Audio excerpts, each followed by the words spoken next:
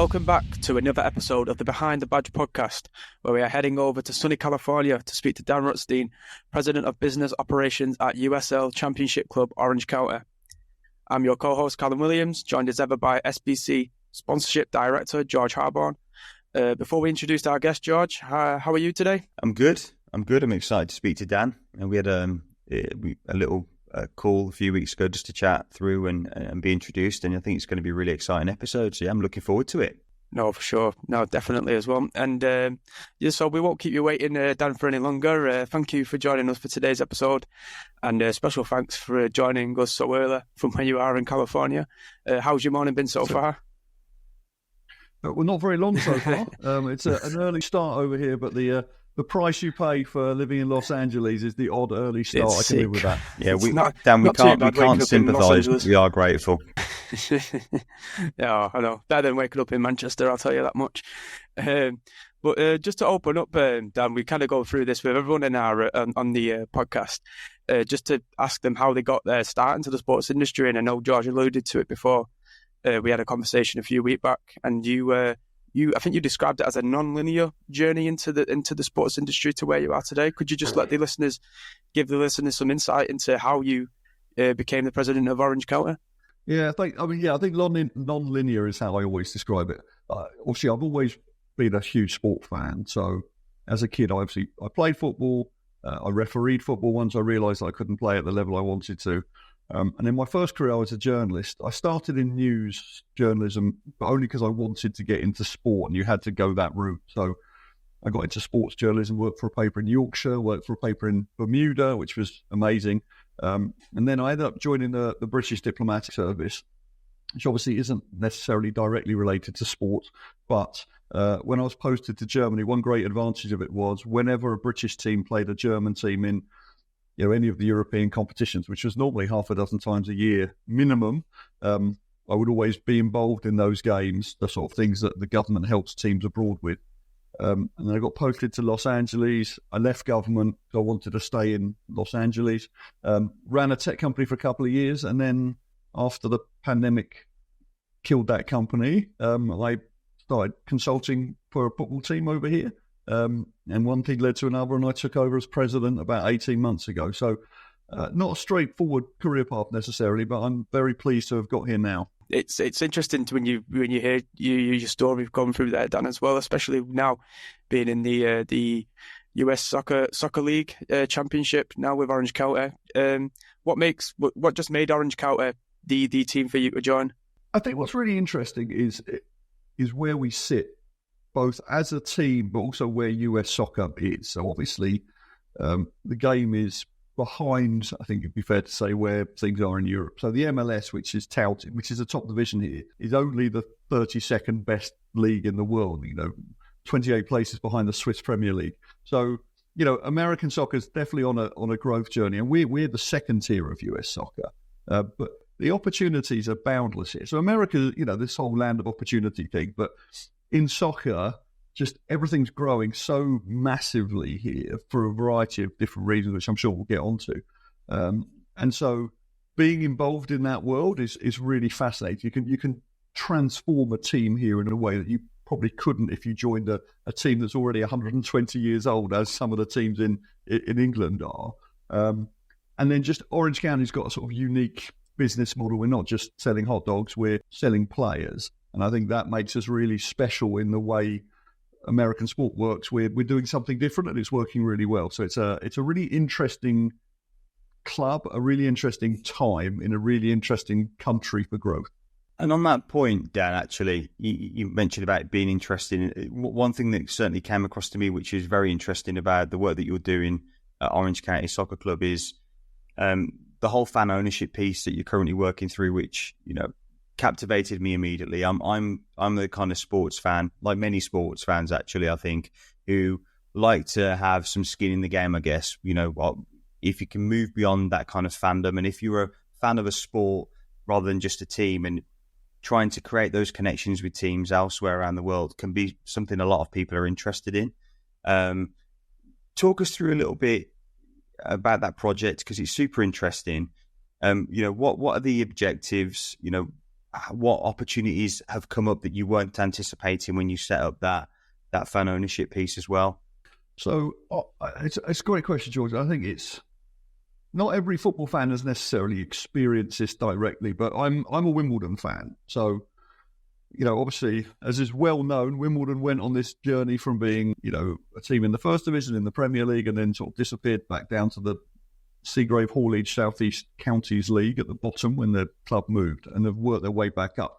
And I'm an owner of that club, and I'm a fan, and I've had season tickets every time I've lived in England. But being an owner just gives you a different relationship, and it's I don't own a big percentage. I can't imagine how small my percentage is, but it's the principle. You just feel something different.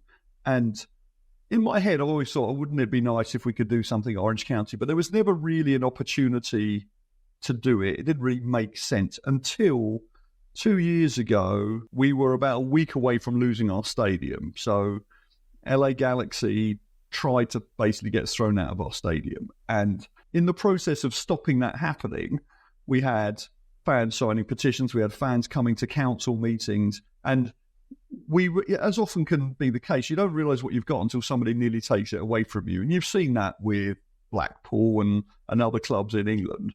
And that moment completely changed our relationship with our fans, our players' relationships with our fans, because we realised how much the club meant to them. And I don't think they realised, frankly, and I don't think we definitely realised.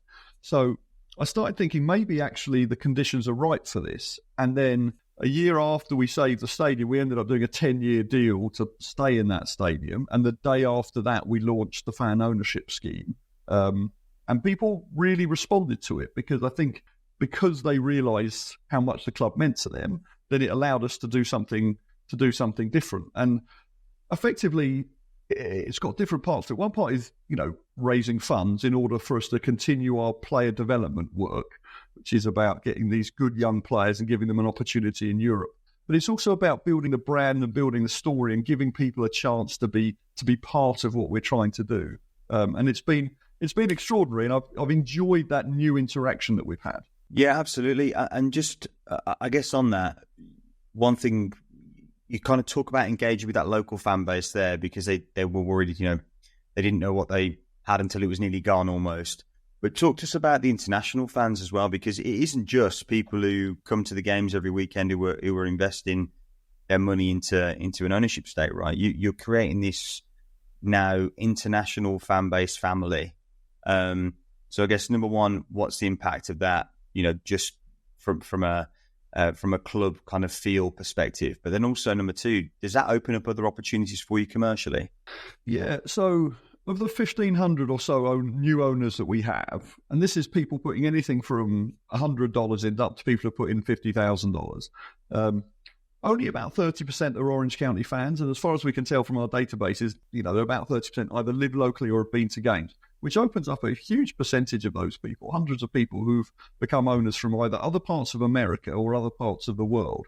Now, we've always, our whole club thesis has been community, heart, global vision. So there's always been an element of this international part. So we have a partnership with Rangers, we have a partnership with Feyenoord. So there's always been a bit of knowledge about us from other teams. But again, this ownership thing means that there are people in another country who now follow our team, which means obviously merchandise, which is great, but it's knowledge and it's branding that, there'll be people walking around train stations in England and in Holland wearing Orange County gear.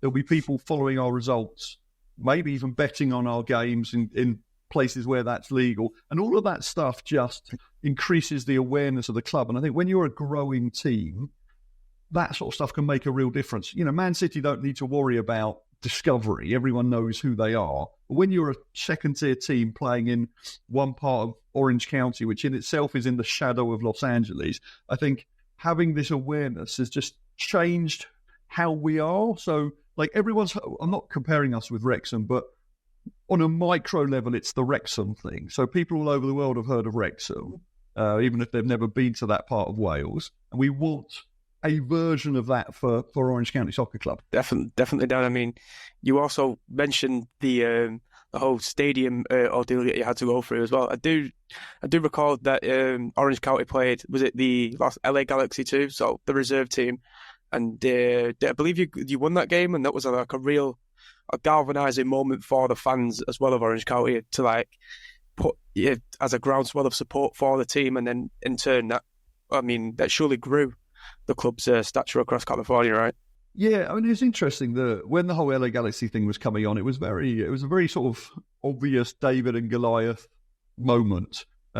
And everyone's heard of the Galaxy. It wasn't just an MLS team. It's the one that, Beckham used to play for, and Gerrard and Ashley Cole, who'd won the championship 6 times. So everyone knew who they were. And, their name literally had, Los Angeles in the title. And they were trying to throw the team with Orange County in the title out of their ground in Orange County. And at the time, their reserves played in our league anyway. So there was all sorts of legal issues as well as the sort of moral issues of what was happening. But it was fascinating seeing from a publicity point of view, we were being interviewed live on ESPN, and we got a lot of coverage, which was useful in a way.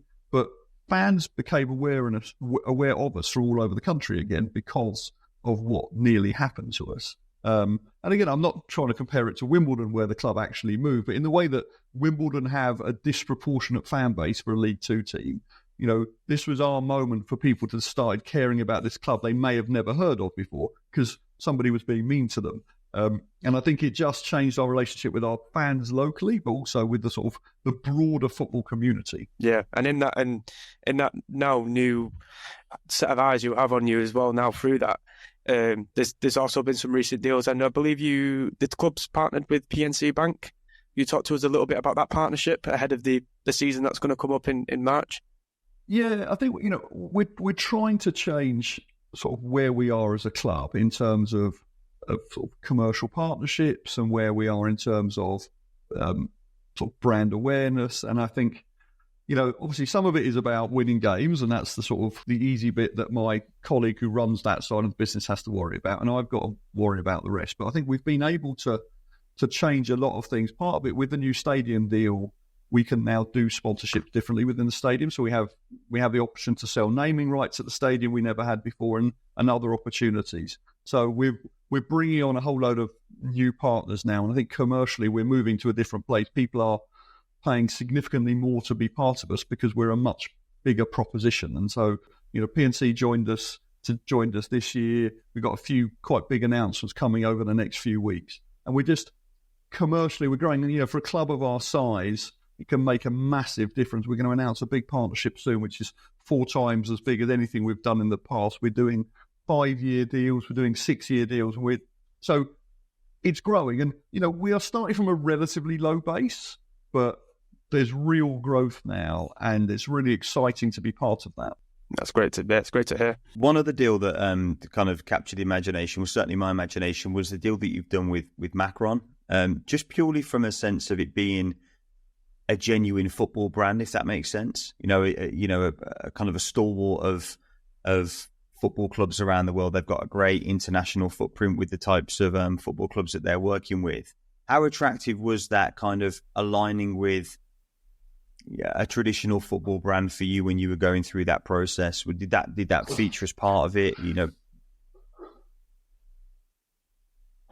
Yeah. So sorry, it's with Hummel, but it is about we've been with Adidas for a long time, but and obviously Adidas are not a small brand, but they're very generic at our level. They don't care enough about us. And that's not necessarily criticism directly, but there's not much when they're doing the German national team and most of the MLS teams, we basically get to sort of pick a shirt from a catalogue.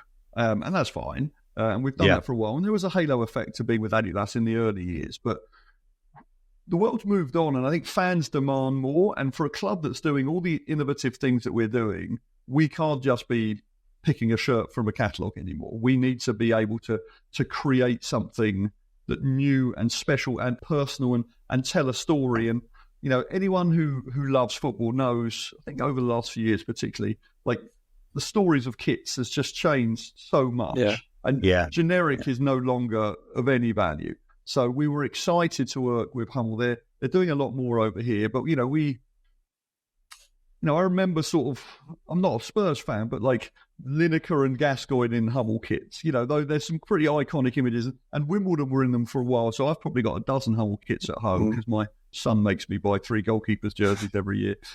So I've probably got 20 kits already in the house from Hummel before we launch, but we're launching in the next few weeks, and when people see the kits, like there's a real story. It's the detail you can tell, and I don't want to give anything too much away, but there's a message to fans written in the kit related to what happened with saving the stadium. So there's a few things that we're going to be doing differently. In our away shirts, they have an Orange County look to them that again will become apparent when we've launched it. That again tells a story, and I think it's a sign of maturity that we're not just taking something off the shelves. We're designing something special because we've got enough fans who care enough to want to give them the sort of shirts that they deserve.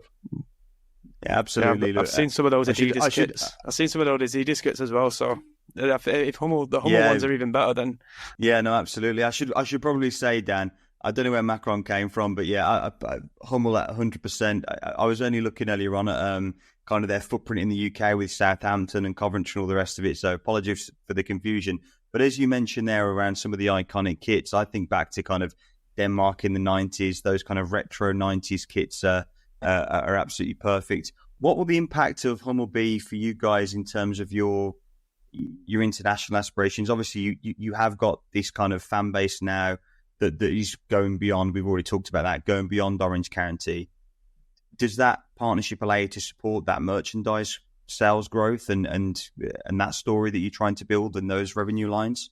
It does. And just in relation to the Denmark kit, so I think when we launched, we did a lot of video with them, and then I think I posted on LinkedIn, it was like Lineker and Gascoigne in Hummel. It was the team who won the European Championships, which no one will forget. And then I think it was me and my son in our Hummel kits, and then I think one of Schmeichel as well. Let's say it's a real kit for real fans, and I think it does change. So being they're brilliant to work with, and they're promoting us in a way that's really valuable for us, but also their ability to the way they're set up, their distribution networks. We can sell shirts now in the UK in a way we couldn't before.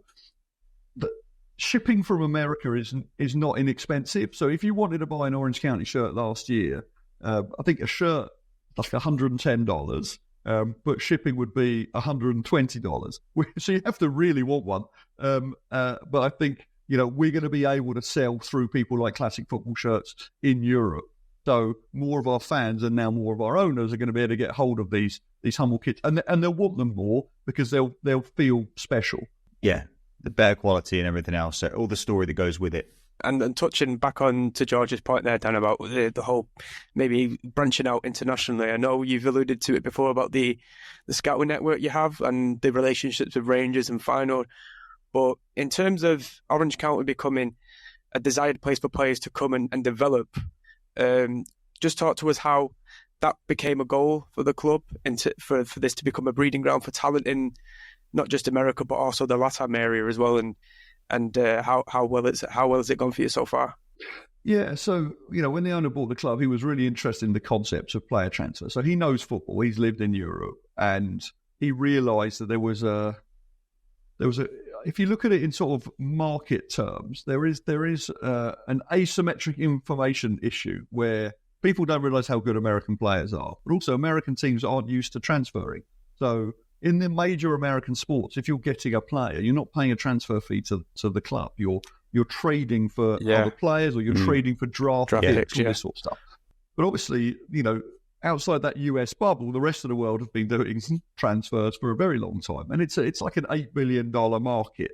So why wouldn't you want to play in that? Particularly because you've obviously got players like Pulisic, and there's so many more now, McKennie, Dest, who are playing in Europe. What about that next generation? So we decided to see if we could do something there where, rather than giving kids a chance to go to college, and get a scholarship, which is the sort of normal model, how about we get them to Europe? So we've sold more players to European teams than any other club in North America. So it's more than MLS teams. So we've sold players to Germany, France, Sweden, Scotland, Denmark, and Holland. So we've sold to Feyenoord, we've sold to Rangers, we've sold to Nordsjælland. And we're recruiting players on that basis. So people are leaving MLS academies to come effectively to drop down a level, to take a pay cut in some cases, to play with us, knowing they can then move on. So we had a chap called Kobe Henry. He was Inter Miami's academy. So maybe if he'd still be there, he could be a teammate of Messi's. But he came to us with the goal to move to Europe. He played with us. And we have this model where we play young players alongside experienced players to develop them. So he played centre-back for us alongside a chap called Michael Orozco, who'd played 29 times for the US national team. And they played next to each other. We won the national championship in 2021. And then we sold him for a then league record fee to Stade de Reims in France. And, he's been called up to the US national team. He was the first USL player to be called up to the US national team while still a USL player. He captained the US under-21 team. So he went. And then we started recruiting off the back of that. So we had the US under-19 captain, who we've just sold to Feyenoord last year. We've now recruited probably the best 16-year-old in the country has now come to us because he wants to go as well. So once you start doing it, they're coming to us to move on. So our recruitment strategy is come and play in this beautiful place with all the palm trees, and then we'll send you over to Europe. You've got that proven track record now of delivering that player, conveyor belt, whatever you want to call it, that pathway into Europe.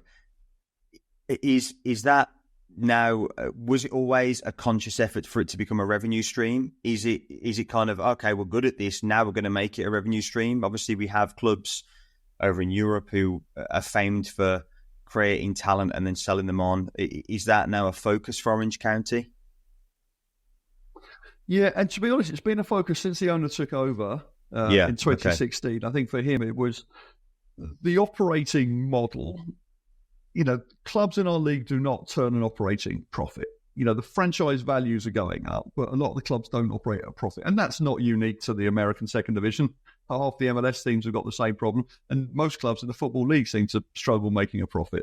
So the aim was always about the player development. And the aim will be that at some point, maybe 20 to 25 of our annual revenue will come from player sales. But that will just be the first transfers. So anyone who's played Football Manager will know, it's all about that second transfer. So we've now got 6 players who we have somewhere between 10 and 20% of their next transfer that can come in. Now, obviously, of those 6 players, not all of them are going to get that big move. Yeah, of course. But, this young lad, Corrade, who's doing a great job down. Their value will be higher when it does come. Yeah, and, we're selling to selling teams deliberately. So we're not selling to Manchester United and Bayern Munich. We're selling to teams like Nordsjælland, teams like Feyenoord, who are then selling their players to the PSGs and the Newcastles for 20 and 30 million. And when you start getting between 10 and 20% of 10 million and upwards, it starts being real revenue. So this is a deliberate play where at some point in the future, it could be in 3 or 4 years' time, we could get a check for a whole year's revenue from a player we sold 3 years ago who may only played for us 1 year. And again, in America, everyone's having their minds blown by this. But obviously in Europe, you look at teams like Southampton, they've been doing this for years. Even Wimbledon have been a selling club. That's just how it works. And we're joining that journey of becoming a selling club who are still competitive on the field when the players are with us, but then we're a selling club for our sort of long-term business model. I think that's a really, really, really smart transfer strategic with the selling clauses as well, because that's a pathway there, then, isn't it, for the player to then potentially go to the Premier League for, 8 figures potentially. So I think that's really a good strategy, to be fair. Yeah, and to be clear as well, obviously, we're a business and it's very good for us, but it's also about the players. So these are young men who, the reality is, the Super Bowl was recently. There's certain sports where America, only American teams have won the Super Bowl. Only American teams have won, the World Series. But America isn't the best soccer country. And even though some players they'll aspire to play in the MLS, the reality is if you really want to succeed, you want to be going to Europe. And there's real money to be made. So if a player can get a deal at a top European club, we're transforming their lives and giving them an opportunity to live out their dreams. So it's a business, but there's that human element to it. These young kids come to us with these hopes and dreams, and we work with them and build them up on the field, but also off the field. We're teaching them to be good teammates and understand how to travel properly and all the things that make a real footballer. And then they go off and earn, real money, 6-figure deals in Europe, and we've changed their lives. Yeah. You said it there, Dan. America wants to be the best. They might not be the best at soccer, but just to kind of round out the episode, the 2026 World Cup is going to America as well as Mexico and Canada. Can you just give us a sense of the anticipation, the excitement in California, in particular, of hosting, the world's largest tournament? I think there's a perfect storm at the moment in America. So you've got, and some of these things sound a bit silly, but put them together and it means something. So you've got Ted Lasso, which is a transformative show, which helped people understand sort of football, but also a bit of promotion relegation. You've got Welcome to Wrexham, Hollywood and somehow Wales come together. But again, they understand promotion relegation. People are walking around the Wrexham shirts all over the place here. Then you've got the whole Lionel Messi thing, which I know is beginning to unravel a little bit in terms of, what happened in Hong Kong recently and in China now. But the principle of having this play here, they love stars in America, and there's a star here. The tickets for games for anything he might be playing in are through the roof. And then you've got the World Cup coming. And there have been the big announcements, like who's hosting the final, where the US national team are playing their first game, all of that stuff. People are getting excited. And when America do something, they do it really well. It's going to be like 80 Super Bowls over a 6-week period. Like it will be ridiculous here. There will just be so much of it here. They'll have soccer players on the front of Wheaties boxes, which is the sign you've really made it in America. They'll be in every commercial. So Messi was in a Super Bowl commercial. That doesn't happen very often. Beckham was in one. That doesn't happen very often. So soccer's just becoming part of life here.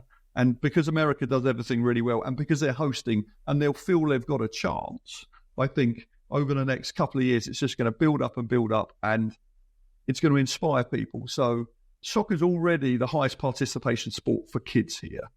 American football's getting a bit dangerous. Baseball's getting a bit old. Hockey's quite specific. Basketball, if you're not over a certain height, you can't be that good. Soccer's for everybody, boys and girls. And it's already a big thing here.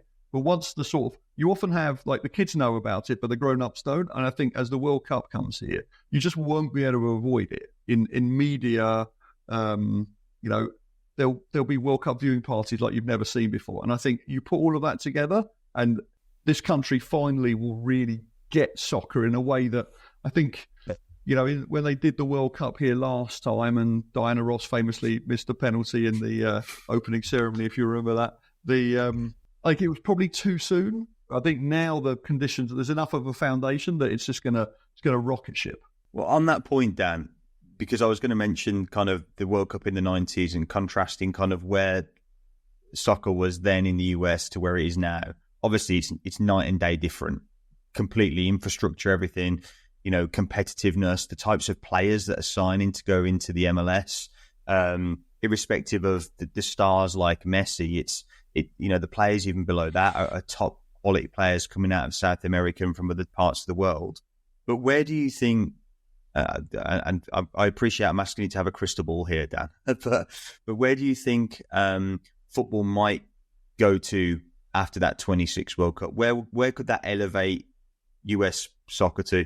Yeah, that's a good question. I think, look, the American women have been the best in the world at soccer for plenty of time.